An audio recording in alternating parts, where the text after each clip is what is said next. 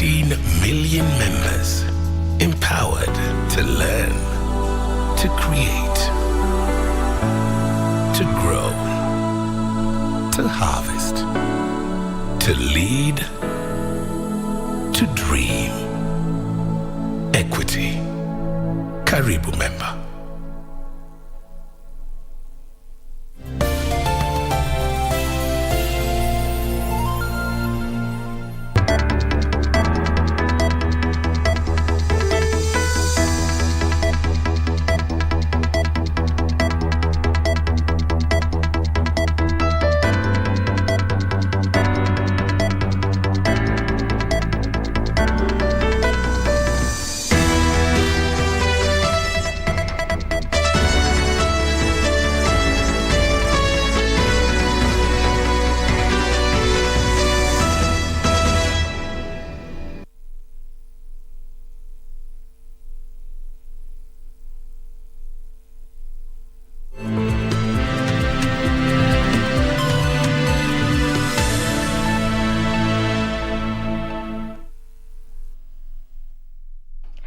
Good afternoon. Thank you for creating time for us. It is the Father's Day weekend. Happy Father's Day to every dad.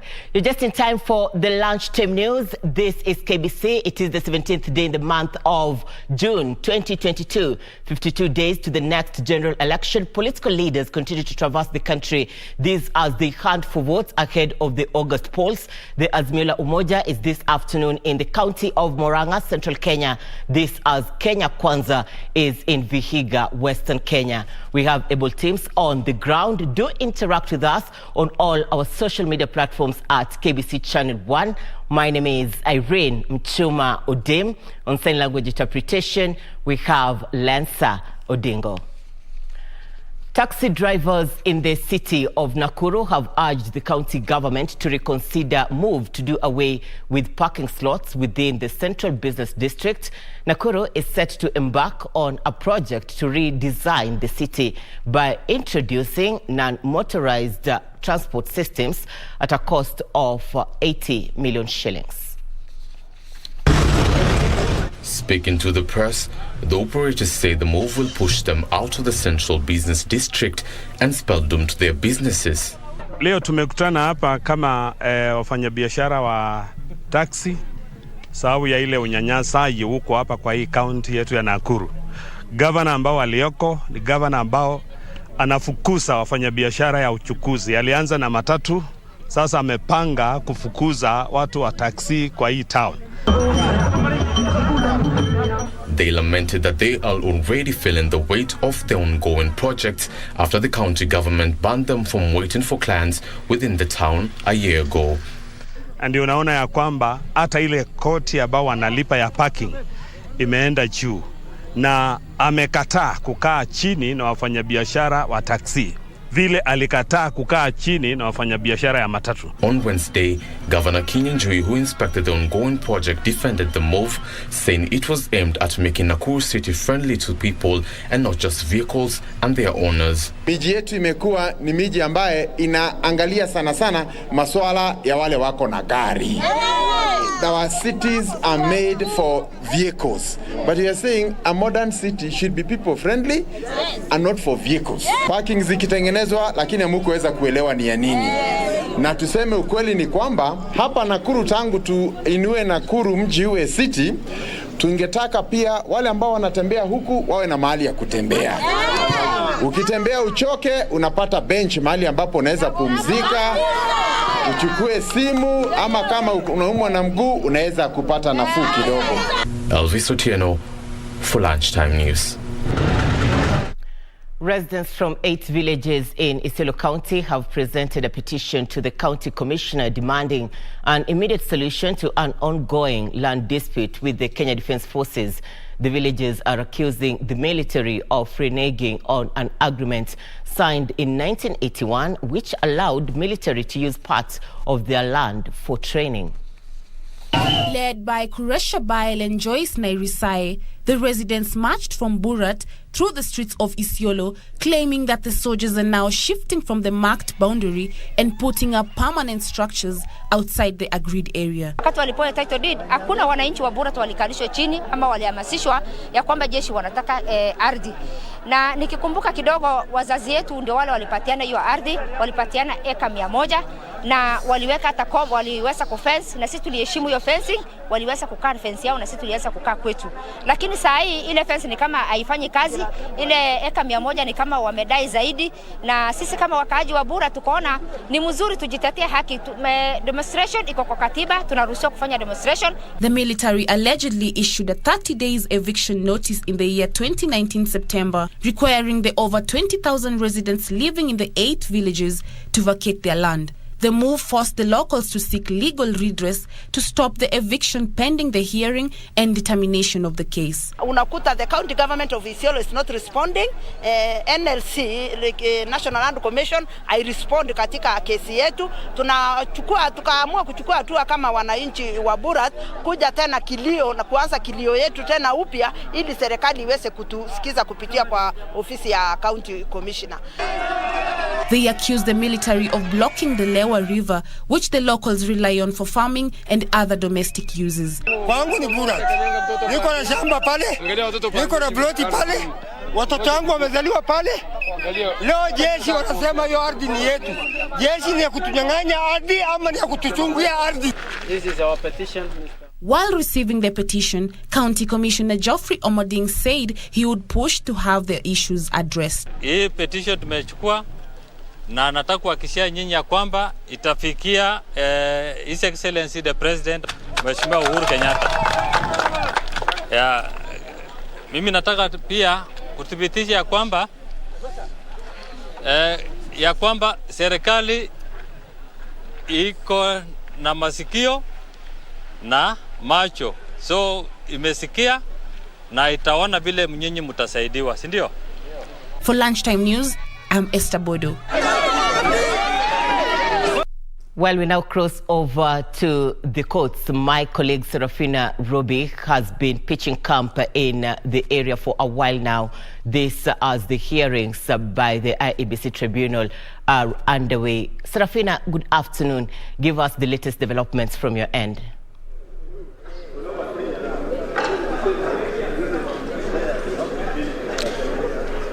Indeed, a very good afternoon, Irene, Muchuma, Odim. We're coming to you live from the Milimani law courts, but we are following up on the IEBC dispute resolution committees that are sitting here at the Milimani law courts, and today is about the 6th day when they are listening to disputes that have been filed by different aspirants contesting not being cleared by different arrows all over the country. And today we've been following up on some of the key complaints that were lodged or filed by presidential aspirants, key among them being artist, one that was filed by artist Ruben Kigame, who was contesting not being cleared, seeking to be cleared, whereby his lawyers have contested, one of his lawyers, who is Dr. John Khamino, saying that he should be cleared and not be the grounds on not being cleared, not be based on technicalities. Well, the other aspirant that we've been following up includes the Umoja Summit Party presidential aspirant, who is Walter Mongare Nyambane,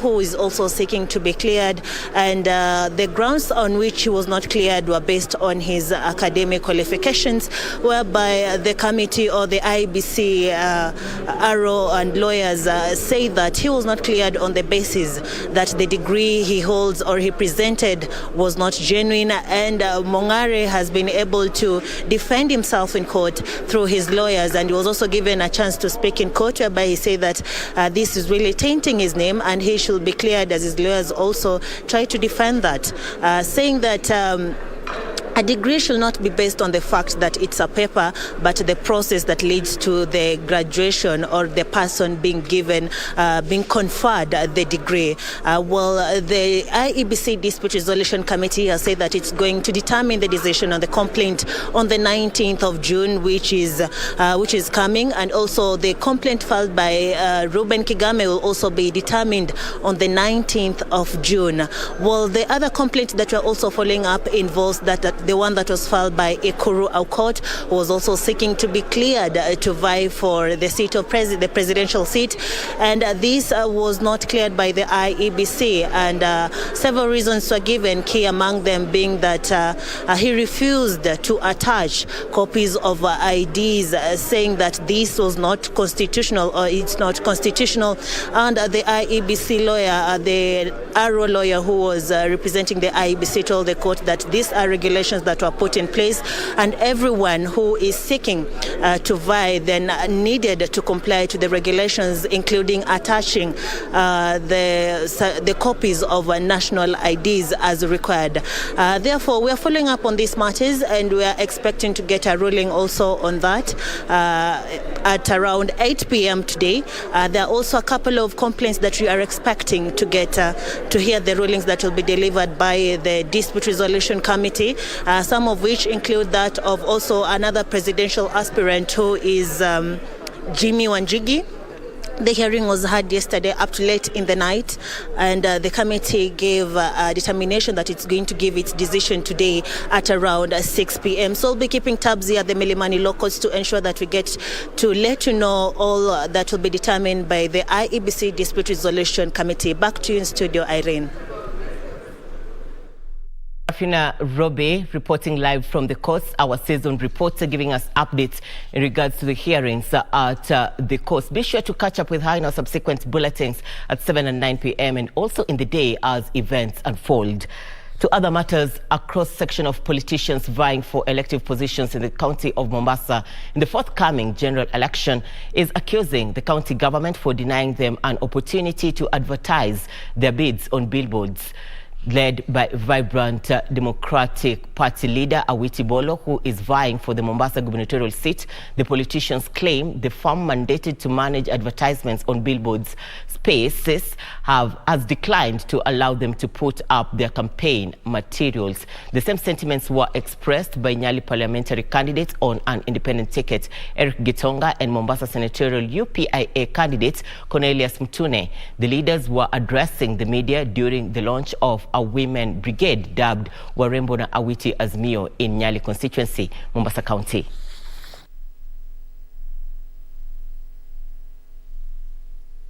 Billboard iko wazi, na ukimpigia yule ambaye ni supplier ya billboard, anakuambia kwamba Awiti, license yangu itakuwa cancel, mwana biashara. Yani we are not allowed to display our campaign. We cannot put our billboard because they have been paid. We are tuko kwa shida kwana. Wamekataa kutupatia billboards, na bwana Awiti anajua, najua ameandika hata barua ya complaint, because they have taken all the billboards. We can't put our pictures anywhere unless tuende tukibeba mabango. Lakini Mungu ako na sisi. Tutabeba bango na tutaonekana na hiyo. Mungu ako na sisi. Garissa Governor Ali Korane says there is need for communities living along the Isiolo-Garissa border to coexist harmoniously for the sake of development. Korane said it was unfortunate that people who lived as neighbors for generations have turned against each other because of pasture.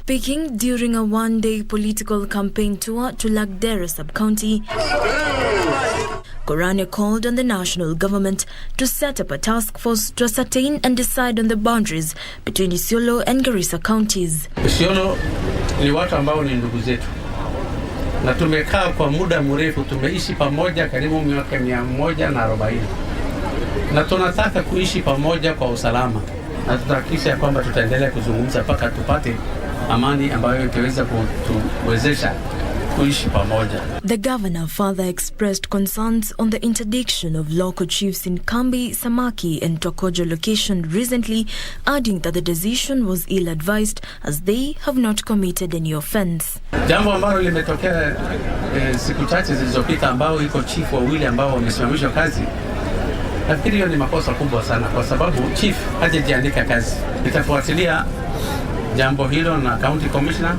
regional commissioner, permanent secretary pamoja na kama na cabinet secretary kuona ya kwamba hawa chief wanarudishwa kazi.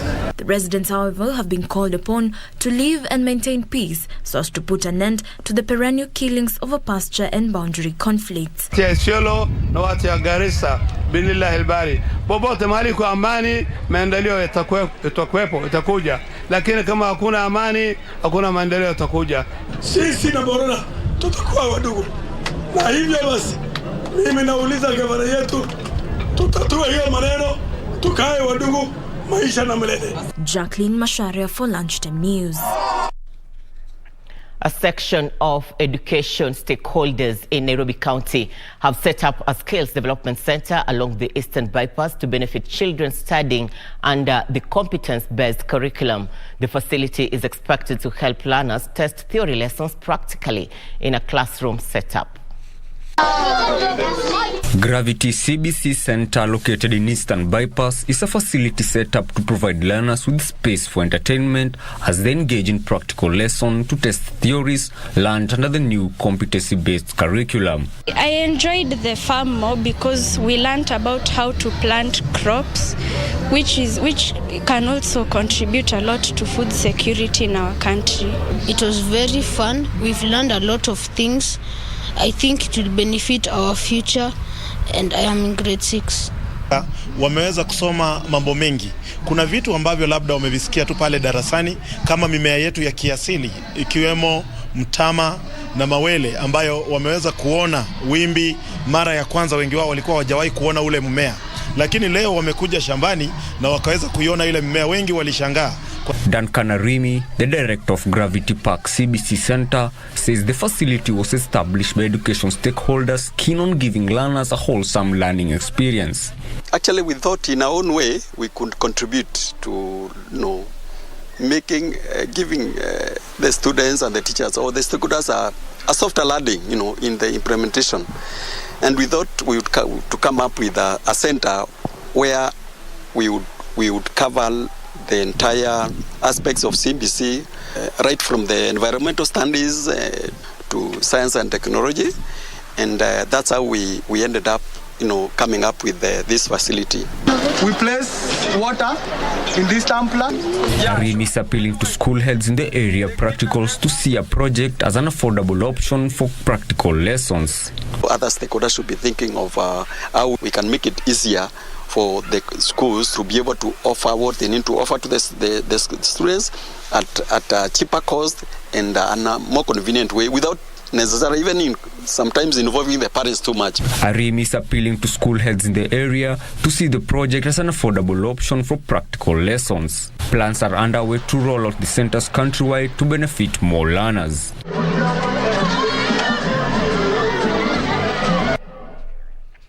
Now, reports from the Kenya Data and Health Survey 2014 shows that 1 in every 5 girls between 15 and 19 years of age is either pregnant or already a mother. Many go through psychological torture, which to a great extent is unfortunately perpetrated by adults entrusted to protect them. Andrew Okero visited Greenland Girls in Kajiado, where the school has enrolled more than 80 teen mothers aged between 13 and 20 years of age as a move to keep the girls in school and protect them from stigmatization. Alikuwa ananidharau tu, alikuwa amesema wewe saia wewe si mtu sasa. Akanitia mimba na akaruka, akasema hajainiona, hajainisikia. Akaniambia jipange na ameniacha katikati ya kitanda hizi beds za 6x6. For much of human history, it was common that girls married during their late adolescence and experienced a first birth during their second decade of life. This kind of reproductive behavior was considered normal. Nowadays, however, the prevention of teenage pregnancies and teenage motherhood is a priority around the world. So if in 5 years we are losing 1.9 million girls, then the future of women in this country, if nothing is done to bring these girls back to school, our future as women is not bright. The magnitude of the problem extends to social, mental, and economic well-being of pregnant girls, as most of them are not able to complete their education despite the existence of policies that support their resumption to school after delivery. Lengo kuu ni kuhusiana na kuwapa tumaini jingine. Kwa kuwa katika maisha haya wamesaulika yaliyowatendekea, unapata kwamba ni bila hiari yao. According to the United Nations Sexual and Reproductive Agency, every day in developing countries, an estimation of about 20,000 girls younger than 18 give birth. After the struggles of pregnancy, the Greenland girls in Kajiado County have made it their responsibility to give these young girls a second chance in their education and life. Here, teenage mothers and pregnant girls, many of whom were forced out of their local schools, now aspire to complete their education. The moment they gave birth, their possession were given out to other students. So there was no space for them back there. And they didn't know how they can get back to school. And there are some who told me, yes, I went back to school, but I could not stay there because of stigma and discrimination. Janet, not a real name, is a Form 2 student at the school. Life as she knew it changed after she was impregnated by a son to an influential person in government while in class 7. So vile alimaliza kavaa nguo zake akaenda. After kuenda mimi nika struggle, so nimeshindwa cha kufanya, and that moment nilikuwa na bleed. Immaculate was a victim of teenage pregnancy at the age of 14. Young and innocent, she was left stranded after mother left her under the custody of her aunt. Life was tough. The experience ilikuwa so bad, ilikuwa so painful. Yani kila mtu around you anakuruka, anajifanya yani si rafiki tena, familia inakuruka, yani wewe tena si wao tena. Purity, who hails from the conservative Maasai culture, says this is a safe haven. Aliposikia hiyo nilikuwa na mimba, hakuwa ilikuwa tu, alikuwa ananidharau tu, alikuwa amesema wewe sahi au wewe si mtu sasa. The school, which launched the Teen Mothers program in 2018, has had its first cohort finish Form 4 in 2021. Sylvia, who is an alumnus at the school, says the skills she acquired have been of great value to her. I don't know what I would have been if I remained back at home without going back to school. And still, the time that I was in Greenland was really much put in developing who I am or who I've become. Urban informal settlement is mostly affected by the surge of teenage pregnancies, with majority opting to seek services of quacks to procure abortions, while those who choose to keep the baby are left with limited access to essential healthcare services. What is the plight of Kenya's teen moms with teenage pregnancy and motherhood prevalence standing at 18%? What is the education future like? What laws have been implemented to address the vices associated with teenage pregnancies? It is a wake-up call to strike when the iron is still hot and end this scourge. Andrew Kero for Lunchtime News. Thank you, Andrew. Thank you so much for that good report. Now, a section of political leaders allied to Azimio la Umoja One Kenya Alliance has continued to drum up support for Raila Odinga's presidential bid. In Laikipia, Governor Nderitu Mureithi said the country would only be safe under the leadership of Raila, adding that he is a man that can be trusted. Laikipia Governor Nderitu Mureithi has continued to woo residents of Laikipia North to vote for Azimio leaders during the August general elections. Mureithi took his campaigns to the pastoralist communities in the region to popularize the former Prime Minister's presidential bid. Nderitu, who is also seeking his second term, said Odinga is best fit to bring development in the country. Ya wewe na mimi kuchagua Raila Amolo Odinga awe rais wa 5 wa jamhuri. Raila Odinga anasema hivi: kwanza, tuhakikishe usalama wa kila Mkenya katika kona yetu anaishi, kwa sababu kila Mkenya ako na haki kuishi Kenya yote na mahali popote ambapo yeye anataka. Wangapi wanaunga hiyo mkono? In Tiati Member of Parliament William Kamket has drummed up support for Azimio la Umoja candidate Raila Odinga, saying his term has come to ascend to presidency. In a series of rallies in Tiati constituency, Kamket said Kenyans should reject other presidential candidates, adding that Raila Odinga had the transformative agenda for the country. Kwa hivyo sisi kama watu wa Tiati tumesimama imara katika chama cha KANU. Rais wa Jamhuri ya Kenya ni nani? Raila Amolo Odinga. Finally, Kilifi Governor Amason Kingi has launched a major onslaught against his former boss Raila Odinga and his ODM party in the grassroots with a view to shifting allegiance to his Pamoja African Alliance. Kingi insists that despite Kilifi's unwavering political support for ODM, over the years, they have been constantly left out on important national issues. Na kwa sababu tulishinda viti vingi kwa chama cha ODM, tulijua wazi kwamba hata madiwani maalum tutapatiwa kwa sababu tumefanya vyema. Lakini badala ya chama cha ODM kuzawadi wakazi wa Kilifi, wao wakapiga teke mkazi wa Kilifi. He noted that he came up with PAA so as to ensure the region's interests are pushed through the party, as opposed to the previous situation where they were in other parties. The county boss is now drumming up support for Kenya Kwanza team to win votes in Kilifi. Kura ni maslahi. Marereni hamtarauka tarehe 9 mwezi wa 8 kwenda unda foleni kupiga na hamna sababu wala malengo. Mutafanya hivyo kwa sababu muna sababu na malengo ni kwa nini mnapiga kura yenu. Wow.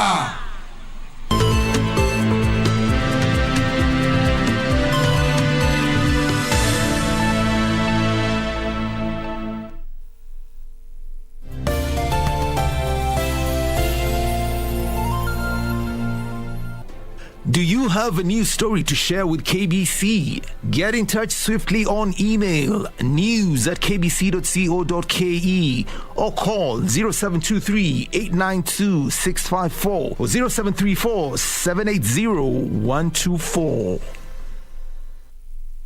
You can donate blood anywhere across the country at your nearest Kenya National Blood Transfusion Service Satellite Center. Help save lives by donating blood. Abantu ba Minto Buyamore, stesheni unayoipenda ya Minto FM inakualika ujumuike nasi katika bonge la roadshow itakayofanyika kwenye kaunti ya Nyamira siku ya Alhamisi tarehe 16 Juni. Msafara wa Minto FM utapitia Kijauri, Nyansiongo, Manga, Keroka, Gesima, Bosoveti, Konate, Dangenyo, Nyamira na Miruka. Nayo tarehe 17 tutatembelea maeneo ya Ikonge, Ekerenyo, Magwangwa, Magombo, Tombe, Kemera, Omogonchoro, Getare, Jogo na kumalizia mjini Kisii. Kutakuwa na vichekesho, burudani na zawadi kemkem za kushindaniwa. Pia utakutana na kikosi kizima cha watangazaji unaowaenzi. Minto FM yenye karuga yumugusi. After 18 months of intense construction, Africa's grandest expressway, the Nairobi Expressway, is finally open to the public, albeit on a pilot basis. This road is fast becoming a model of public-private partnership here in Africa. But what do we know yet about this expressway since it was opened to the public on the 14th of May 2022? If Thika Road was version 2.0, then this is version 2.1. So we have gone to a higher level of delivering roads.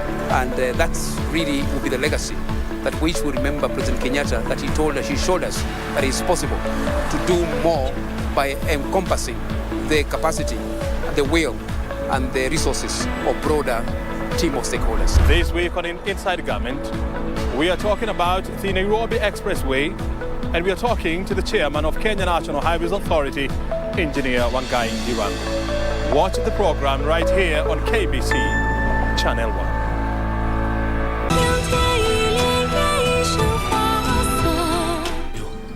There's still time. Take this girl back to Green Hill before her father returns. when father returns, I'll talk to him and break off the engagement. And you're now in love with another woman from Green Hill? Throw her down the void hole. Yes. Mercy, my king, my king. You're just up right now. That's not ordinary lightning. It's lightning that's intended to be used in trials. To not withstand it would mean death. It seems being the prince isn't a blessing, but a misfortune.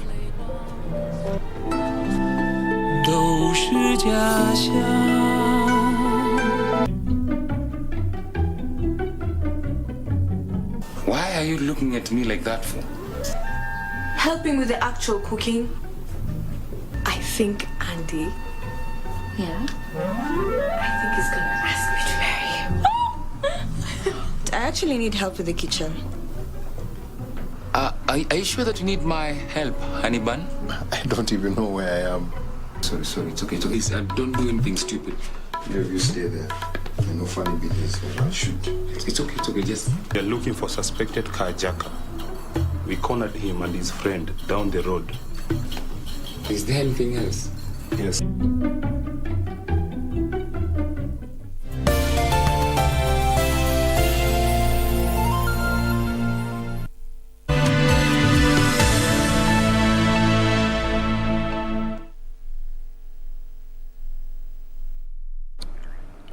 Thank you for staying with us. You're watching the Lunchtime News. Welcome back. Now, Kenya has marked the 10-year anniversary of the deworming program for school-going children aged between 2 and 14 years. The program has administered more than 53 million doses since inception in a bid to counter malnutrition, poor growth, and poor mental health brought about by parasitic worms. While speaking at Mundika Boys Primary School in Busia County, the Chief Administrative Secretary, Ministry of Health, Dr. Rashid Aman, said under the school's deworming program, the ministry has administered deworming medicines to 6.4 million children in the year 2021. A total of 53 million children have been treated since 2012, surpassing the World Health Organization's target of reaching 75% of at-risk children. School-age children since 2012. In 2021 alone, the program treated 6.4 million children, accounting for 87% of children at risk, surpassing WHO's target of reaching 75% of children at risk. Dr. Aman further noted that the government, in partnership with Evidence Action, has formulated a third agreement to ensure the continuity of the program for the next 5 years. We have held, together with the Ministry of Education and our partner Evidence Action, will soon sign this agreement, which will guarantee the continuity of the program for the next 5 years. Busia is among the 27 counties heavily infested by the parasitic worms. Worm infestation results in our children being malnourished despite being fed the correct diet. Worm infestation also leads to poor growth, stunting, and poor mental performance.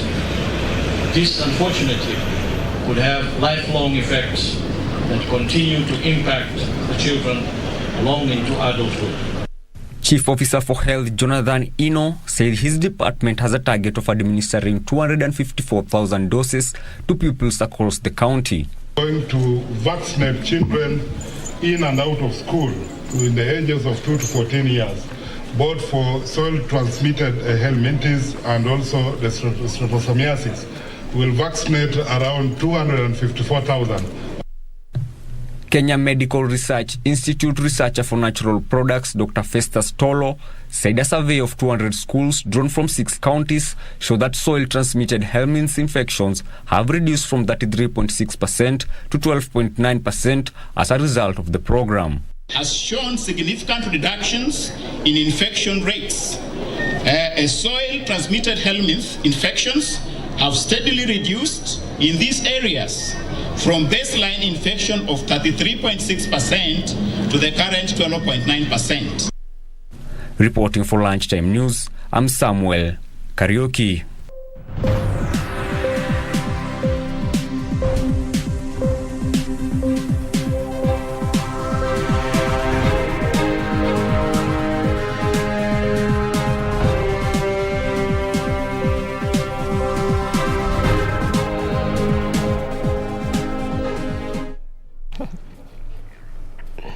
Thank you for staying with us. Time for Channel 1 Business News. The government has launched an ambitious program to boost micro and small enterprises across the country by supporting the jua kali industry. The program's aim is to boost the quality of goods produced, create a conducive work environment that supports women, and increase income among the jua kali artisans. The government has embarked on a drive to support young innovators from the jua kali sector and technical graduates to enhance their employability and productivity. The government has set aside 1.2 billion over the last 3 years for constituency industrial development centers across the country, which has gone into infrastructure, utilities, equipment and training. The objective of supporting the sector has been to create a thriving MSC's ecosystem that contributes about 25% to the national GDP. The incentives for the purchase of equipment and machinery and the creation of a better working environment will help jua kali artisans boost their production. Micro and Small Enterprise Authority Director for Infrastructure, Engineer Karan Njeru, said the government has invested heavily in the sector. He warned that the authority is working with the relevant agencies to repossess grabbed land for MSCs across the country. Leo tuko hapa kwa ajili ya mradi ambayo tunatekeleza nchi mzima, na ni mradi wa kusupport wanajua kali. In total tumeweza tumia kutoka mahali tumesimama kujenga huyo mjengo, kuleta ile transformer pale, kujenga hii shed machine, unaweza kuwa kwa sasa umegharimu karibu milioni 8. Kitale Jua Kali Sector Chairman Peter Sifuna noted that they are faced with many financial and working environment challenges that have affected their productivity. He noted that the government should improve the working environment to motivate women to join the lucrative sector. In technical schools utapata wanawake wa kike ni wengi wanajifunza hii kazi, lakini wakikuja jua kali kwa sababu ya changamoto hardship ile iko hapa jua kali inafanya kwamba wana give up. Kwa hivyo tunaomba kwamba pia turumsea national government iweze kuweka rasilimali katika technical na pia jua kali ndio tuweze kuaccommodate wale wanapokuja katika kujoin katika jua kali hii. Reporting for Lunchtime News, I am Teresa Mutai. A 27-year-old student at Jomo Kenyatta University of Agriculture and Technology has made it to the top 30 under 30 Forbes Africa list of brightest achievers. Dr. Joan Ruguru Kimani was propelled to the Hall of Fame thanks to her contribution towards crucial information on children and parenting on the digital space. How does she do this? Yusuf Farah met Dr. Ruguru at JKUAT and filed the following report for this week's edition of The Young and Industrious.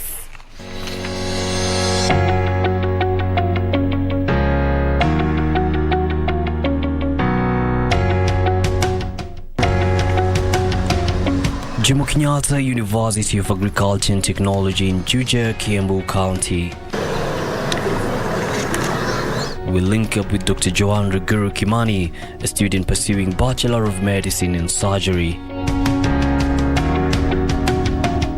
Apart from her studies here, Dr. Ruguru has a keen interest in global health policy making in regards to children's health. I had gone swimming with my siblings and I saw a mother beat up her child ruthlessly because she poured soda on the floor. I'm the firstborn of 6 children, and so I've seen how my parents have brought me up very well, a strong Christian background, and I felt like maybe if I wrote about it, a parent like that would get help. This passion will lead to the birth of Exciting Parenting in the year 2016, a webpage dedicated to information on children and parenting. Her contribution towards child health and parenting catapulted her to bagging the 2020 winner of the top 35 under 35 Youth of the Year award. That's when I actually felt like I was making some impact in health, and that really catapulted me to keep going. Exciting Parenting touches on diverse issues on children's health that Dr. Ruguru attributes to well-researched information during her pediatric classes and experience parents have gone through in raising their little ones. I found it important to borrow my lessons from the clinical rotations to be able to sensitize parents on how to bring up their children well in regards to health. I borrowed a few things, a few lessons, and then I broke them down in a way that the common mwananchi is going to understand and learn, because medical jargon can be something else. Her blog grew to reaching audiences across 10 countries globally. Her outstanding working contribution played a key role in her name making it to the Forbes Africa 30 Under 30 Class of 2022 Achievers list. She received this news while at home and couldn't hide her joy. I first of all told my family, then told my mentors, told my friends, and then waited for when I could officially announce the story on social media. So you get onto social media, people are congratulating you, your pictures are all over. So with time, that's when I understood that life has changed. The university's Vice-Chancellor Professor Victoria Wambui Ngumi congratulated Dr. Ruguru, saying the institution received the news with delight and elation, even as she said JKUAT continues to provide conducive avenues for their students to learn and follow their passion. We encourage them to do research in areas which they are interested in.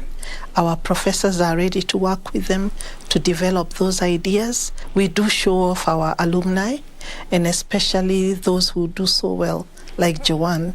Dr. Ruguru has had mentors that have been instrumental in her growth, and through the interactions they've had with her platform, they're able to learn and see her growth.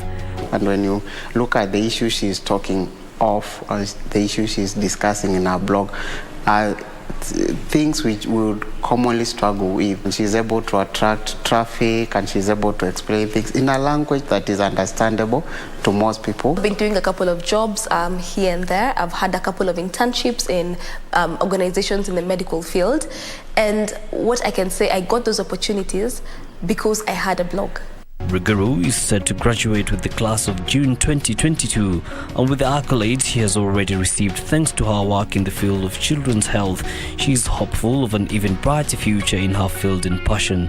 I'm also looking to getting into conferences and also learning platforms with other bloggers in different niches, and to also learn about what they're doing. For the young girls in secondary schools, the young girl in primary schools, they too can watch her and see that the sky is the limit. Dr. Ruguru hopes to hold a position at the World Health Organization in the future, even as she looks forward to helping the children on a global level. Yusufar reporting for Young and Industries from the Jomo Kenyatta University of Agriculture and Technology, Kiambu County.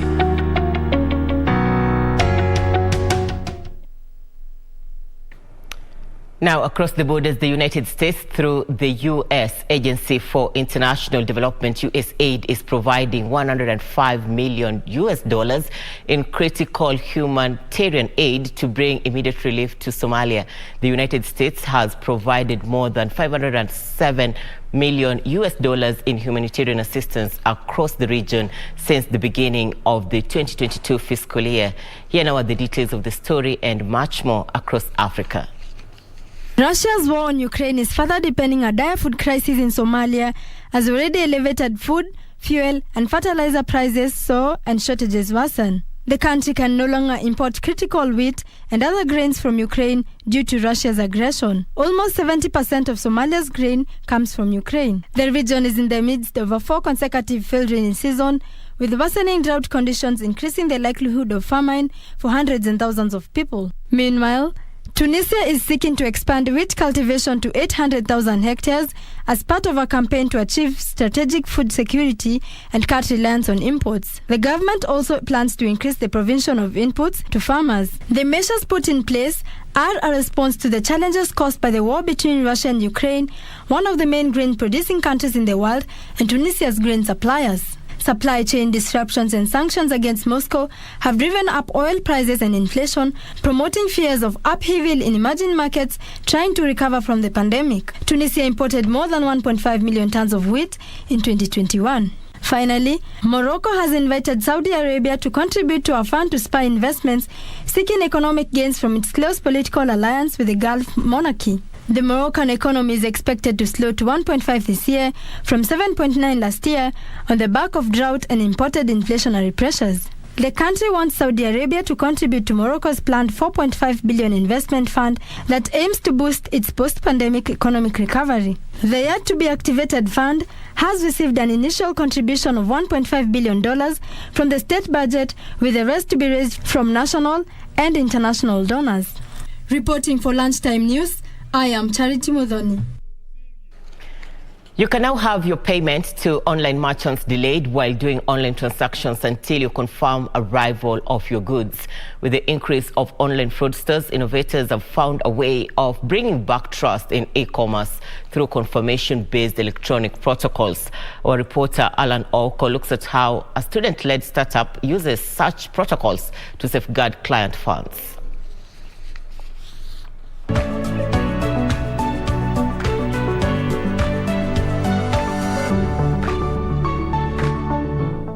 According to a Gartner report, e-commerce is already a 4.1 trillion shillings market with the potential to reach 15 trillion shillings by 2025 in emerging markets like Kenya. Locally, e-commerce represents 60% of digital commerce, with 8 out of 10 consumers exposed to online shopping exclusively via e-commerce. This means that an increasing number of SMEs are seeking tech-based solutions for activities like payments. 85% of merchants in Africa rely on social media to make sales of their products. And notice that as a result, sales are narrowing down because of lack of trust between buyers and sellers in these platforms. Meet Alvin Munyao, an innovator who believes Kenya still has the greatest potential for innovation due to its outpouring demand. The potential is really huge because social commerce is valued at $30 billion US. So we want really to... We'll be bringing you details on that story later on in the subsequent bulletins. For now, we cross over to Murang'a, where the Azimio Umoja Brigade is pitching camp. Let's cross over and listen in. Jamhuri ya Kenya kwa miaka mitano. Najua pale pesa iko. Sasa najua yale mianya pale wanafanyanga naye tuangie kwa hazina zetu na kuiba pesa zetu. Sasa ile anaingia ni membamba kama shindano. Baada ya mwaka moja amefura kama kupe. Utaziba hizo zote kupata nafasi ya kutosha ya kumudi mpango. Alafu kuna wale wa mama ambao wana watoto na hawana mabwana. Single parent mothers. Baadhi wengine bwana yake alifariki akatubaki na watoto, yeye ni mjane. Wengine walioana lakini maisha kama mbaya wakawachana talaka baki na watoto. Wengine walidanganywa na kijana, oh dani nakupenda sana nitakuoa. Waendelea kufanya kazi. Mtoto umetoka, kijana ametoroka. Mama anapata shida mingi sana, sio? Na watoto yao vile vile wanapata shida kwa upande wa elimu, sio? Watapata msaada kutoka kwa serikali ya baba na mama. Wanaunga mkono. Wangapi wanaunga mkono ni wale mkono. Nataka sisi tutaimarisha hali ya kufanya biashara. Vile vile gharama ya maisha itarudi chini. Bei ya unga itarudi chini, bei ya sukari itarudi chini, bei ya mafuta taa itarudi chini. Sawa? Mko tayari kutembea na sisi? Tayari ngapi tayari nani kumwona tena? Basi nataka vijana muwe wanajeshi wa baba. Baba. Kama wanajeshi wa baba mpaka uwe na bunduki na risasi. Bunduki ni kitambulisho, risasi ni kura. Unazo. Kwa tarehe 9 mwezi wa 8 alfajiri, baba kama mjeshi mkuu anatoa amri kwa jeshi yake. Atapiga parapanda kusema namna hii: jeshi get together. Jeshi forward march. Jeshi about done. Jeshi fire. Vijana fire. Vijana fire. Vijana fire. Vijana fire. Vijana fire. Vijana fire. Reta que guía está ahora rumbo.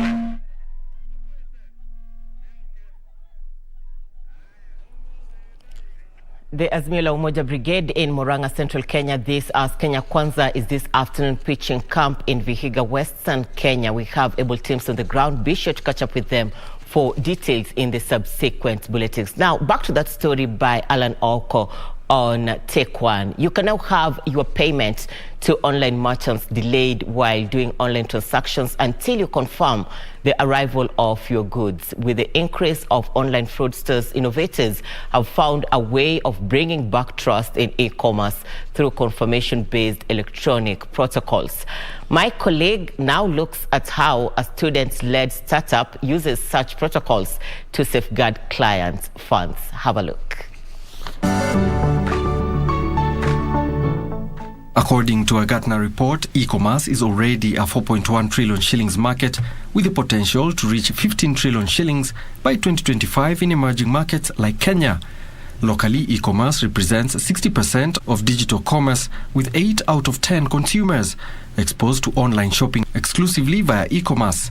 This means that an increasing number of SMEs are seeking tech-based solutions for activities like payments. 85% of merchants in Africa rely on social media to make sales of their products. And notice that as a result, sales are narrowing down because of lack of trust between buyers and sellers in these platforms.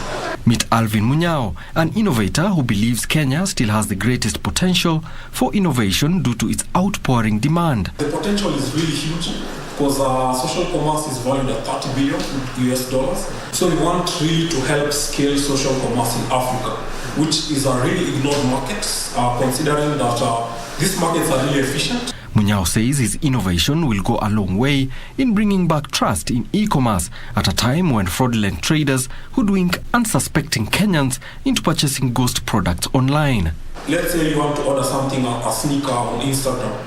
That person will deliver it the same time, same day.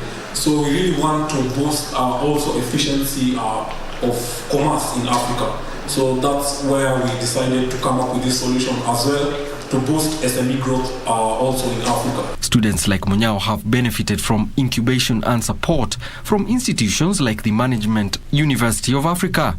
One of the ways that we create enabling environments is by ensuring that there is adequate infrastructure.